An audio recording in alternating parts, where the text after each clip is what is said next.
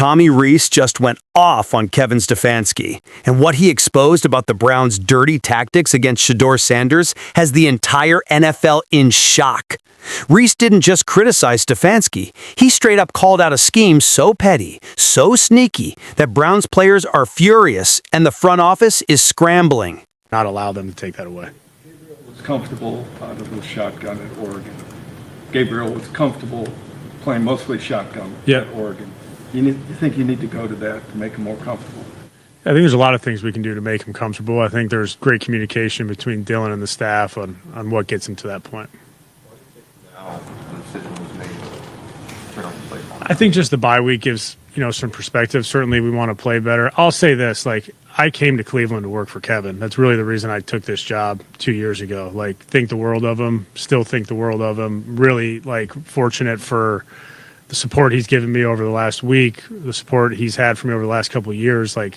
I wanted to come to Cleveland to work for Kevin. I think the timing of it, you have a bye week, you have some time to step away and look at things through a different perspective and want to create a spark for the offense. And, again, how I feel is whatever they want me to do, whatever's asking me to help us win games, that's what I want to do at the highest level. So, again, working really collaboratively with Kev and really appreciate, that part of it. So it's his decision and, want to make the most of it. Yesterday that you will have final say and latitude over most things, and he really wants you to be able to put your stamp on them. Tommy Reese just dropped a bombshell that has the entire Cleveland Browns organization on edge. The new play caller didn't just take shots at Kevin Stefanski's offensive philosophy. He basically admitted that the Browns have been holding back their most talented players all season long. And here's where it gets wild.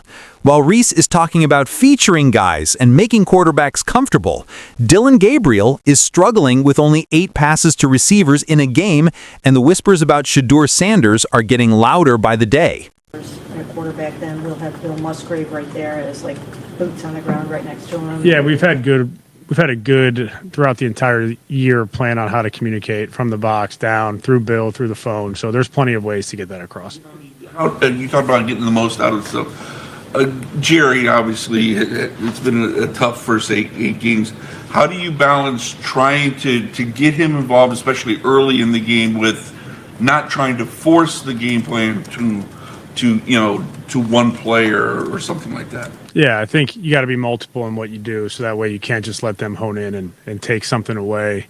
But that's a good perspective, right? There's a balance between, hey, feature these guys, get them easy touches, also understand that could happen in the rhythm of the game. But look, we're better when our best players are playing well. We're better when our best players are touching the ball. So I think that's an area of focus for every team, not just us. And so our job as coaches is to find ways to not allow them to take that away.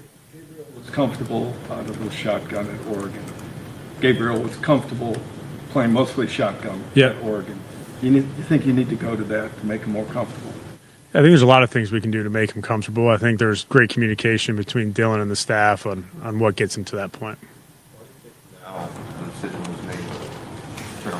I think just the bye week gives, some perspective. Certainly we want to play better. I'll say this, I came to Cleveland to work for Kevin. Listen, when an offensive coordinator takes over play calling duties mid-season and starts talking about needing a reset and creating a spark for the offense, you know things are broken beyond repair.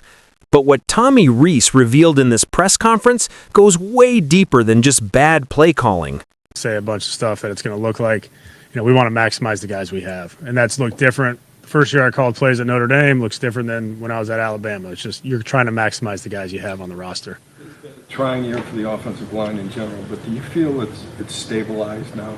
It feels like that, right? I mean, you get a couple weeks here being healthy. You feel good about where those guys are at, where the tackles are at. So, yeah, I think as the year goes on, the more continuity you can have up front, the better off you are in pass pro, the better off you are in combination in the run game, all of those things.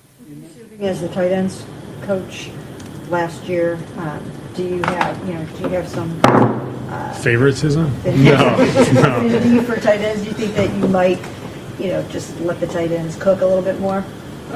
I don't know about that. Yeah. You mentioned working for Brian, then Nick, and now Kevin. As a coordinator, maybe a play caller, where do you feel like you've evolved or maybe changed throughout everything? Yeah, it's a really good question. I think when you go into it as a coordinator, like I was 27 when I got that job at Notre Dame, and you have an idea of what you want your offense to look like, and you try to shape it. And I think you learn pretty quickly it's really not about what you want it to be. It's about what your players can do and what puts them in a position to have success. So certainly learned that young in the career. And then I think with, Coach Saban in Alabama, you learn. This is about a system that's been failing, a quarterback situation that's become a nightmare, and a front office that might be looking at the 2025 NFL Draft with SHEDEUR Sanders at the top of their board. Let me break down exactly what happened here and why Browns fans need to be paying attention to every single word that came out of Tommy Reese's mouth.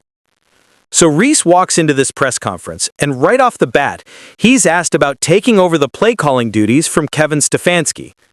Now, you'd think he'd give some generic coach speak answer, right? Nope. This man said he's been ready to do whatever is asked of him and that he's excited about the opportunity. But here's the kicker. He follows it up by saying they needed the bye week to, quote, reset and look at things from a different perspective. Reset? Different perspective? Bruh, that's coaching code for we've been doing everything wrong and now I get to fix it. And it gets better. When they ask him about what conclusions he drew from the bye week about the passing game, Reese doesn't hold back. He admits there are a lot of areas we need to improve and says we need to stress defenses in ways we have not yet been able to. Translation, Stefanski's offense was predictable, boring, and defenders were reading it like a children's book. But here's where the SHEDEUR Sanders angle comes in, and you need to hear this. Reese keeps talking about making the quarterback feel comfortable. He mentions it multiple times throughout this press conference. He says, we want to feature the guys that we can lean on and make our quarterback feel comfortable. Then later, he talks about how important it is to have great communication between Dylan and the staff on what gets him to that point. Now, why is this significant? Because Dylan Gabriel has looked absolutely lost in Cleveland's offense. The man threw on me 8 passes to receivers in one game. 8! And Reese is sitting here basically admitting that they haven't been putting Gabriel in positions to succeed. But let's connect the dots here. Who's the most comfortable quarterback in college football right now? Who's been thriving in a system that features him, protects him, and plays to his strengths? That's right, SHEDEUR Sanders at Colorado.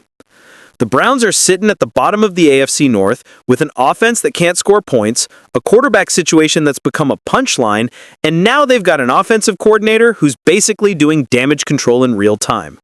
And with the 2025 NFL Draft approaching, Cleveland is absolutely in position to land a franchise-changing quarterback.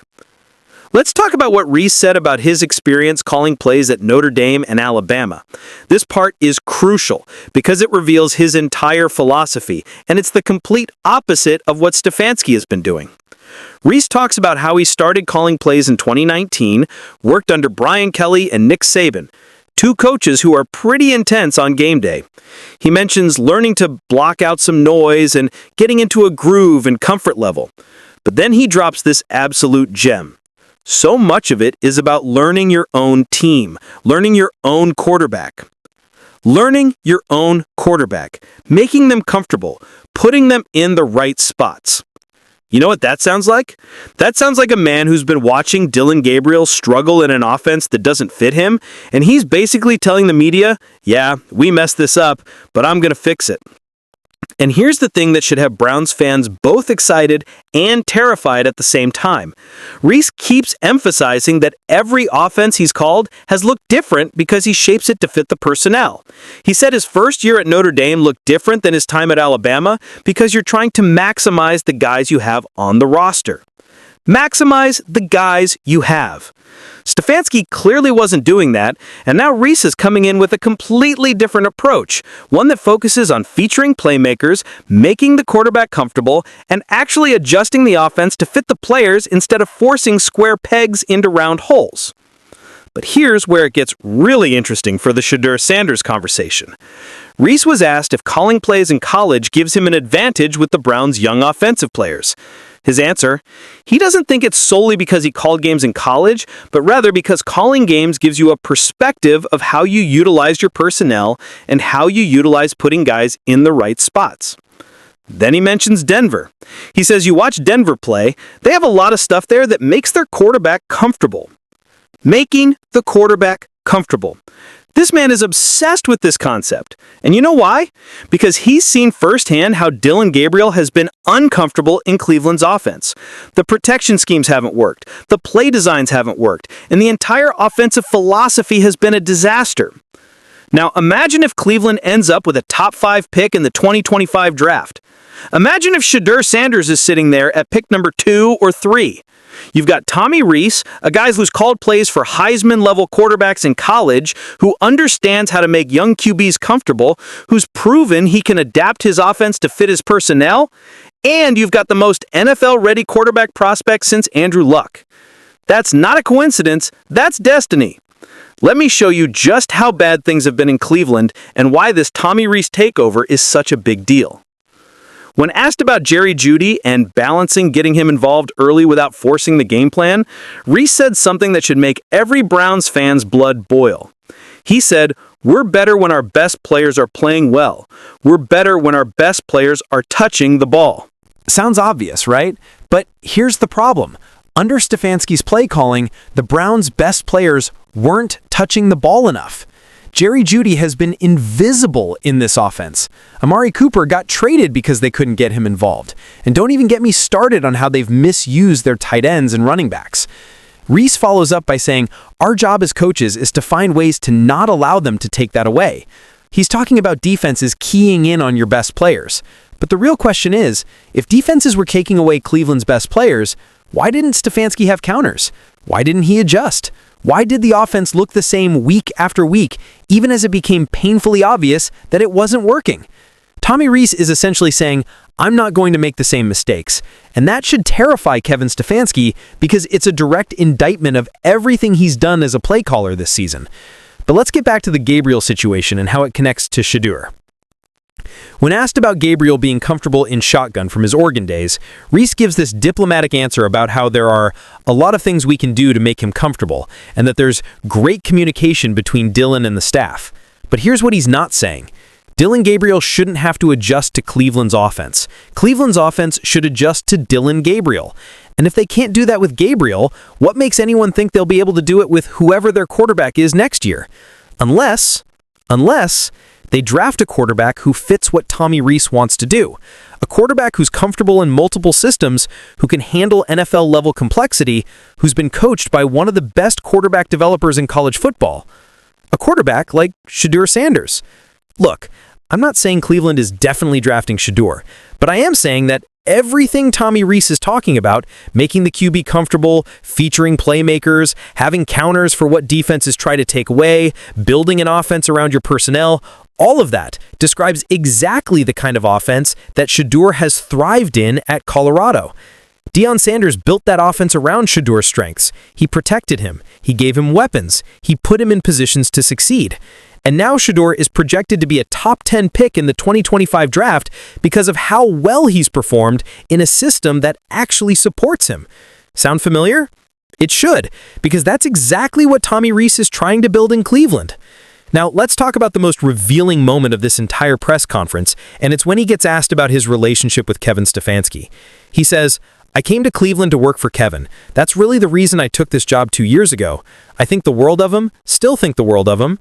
Notice the past tense? Came to Cleveland, took this job. He's talking about his decision 2 years ago, not his feelings right now.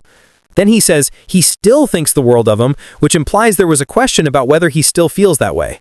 But then Tommy Reese drops this line.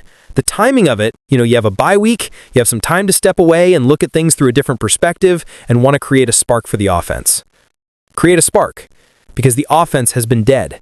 Because nothing Stefanski tried worked. Because they needed someone to come in and completely change the approach.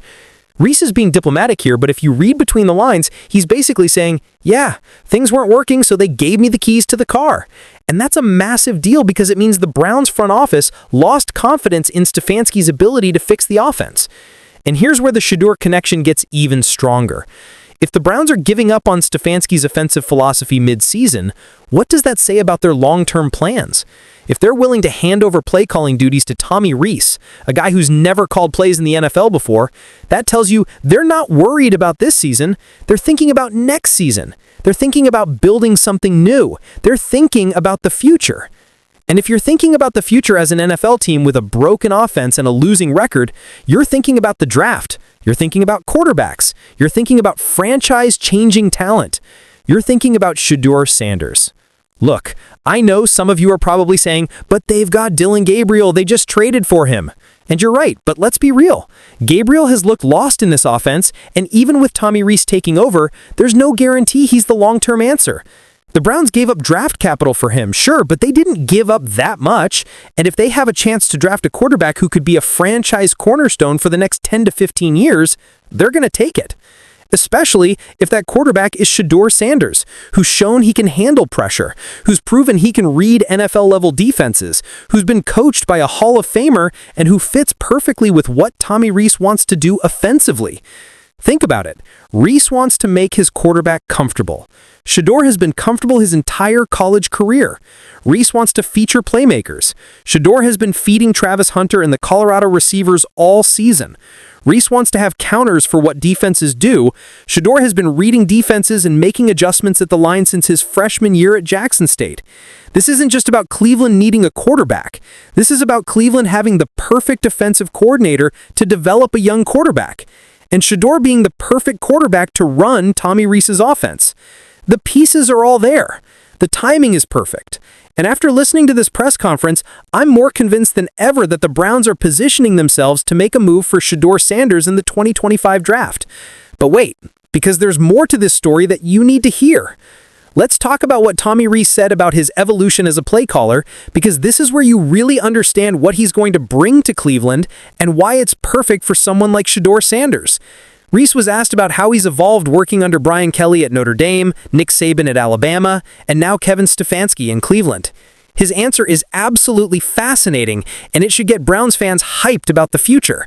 He said when he first became a coordinator at Notre Dame at age 27, he had an idea of what he wanted his offense to look like.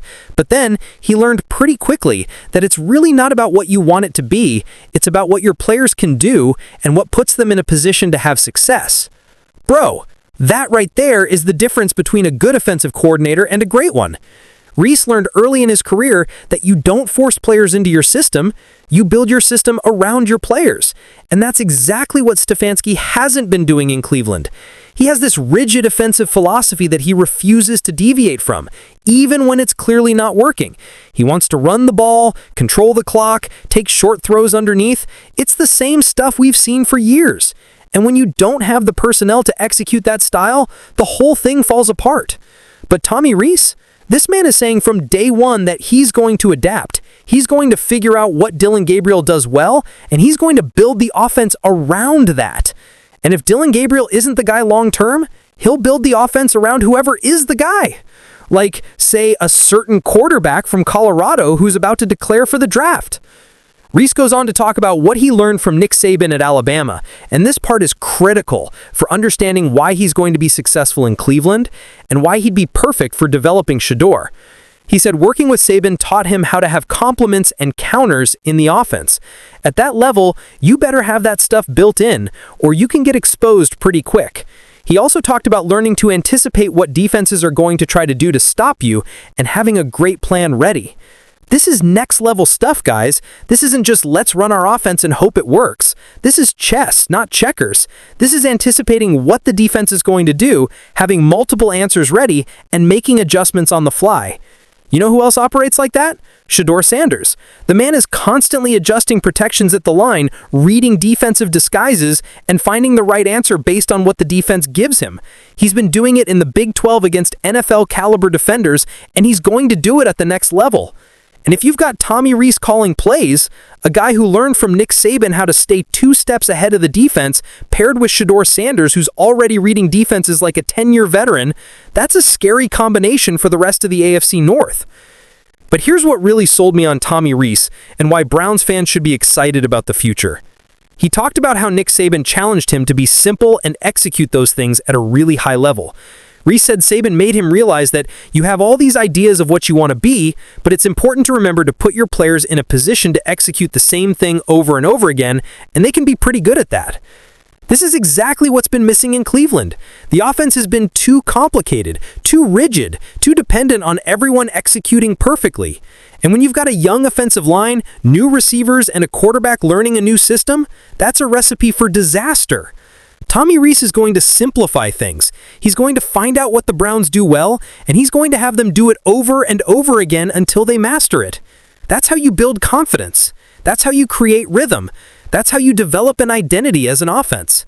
And if the Browns draft SHEDEUR Sanders, that's going to be huge for his development. Instead of throwing him into some complicated system and expecting him to figure it out, Reese will identify what SHEDEUR does best. Let's say it's quick throws to the flat, RPOs, and deep shots off play action, and he'll build the entire offense around maximizing those strengths. That's how you develop a franchise quarterback. That's how you set up a young player for success. And that's why the Browns hiring Tommy Reese and potentially drafting SHEDEUR Sanders would be the perfect marriage of coordinator and quarterback. Before we get to the final piece of this puzzle, I need you to tell me something. Do you think the Browns are actually going to draft SHEDEUR Sanders, or are they going to stick with Dylan Gabriel and hope that Tommy Reese can fix him? Drop your thoughts in the comments right now because I want to know what you're thinking. Now let's bring this all home with the most important question. What does all of this mean for SHEDEUR Sanders and the Browns' future? Here's what we know for sure. 1. The Browns' offense has been a disaster this season. 2. Kevin Stefanski lost his play-calling duties mid-season. 3. Tommy Reese is taking over with a completely different philosophy. 4. Reese's entire approach is built around making the quarterback comfortable and adapting the offense to fit the personnel. 5. Dylan Gabriel has struggled badly and looks uncomfortable in Cleveland's system. 6. The Browns are likely going to have a top 10 pick in the 2025 draft. 7. SHEDEUR Sanders is projected to be one of the top quarterbacks available. Put all those pieces together and what do you get? You get a team that's positioning themselves to make a move for a franchise quarterback and an offensive coordinator who's perfect for developing that quarterback. Tommy Reese basically admitted in this press conference that Cleveland hasn't been putting their players in positions to succeed.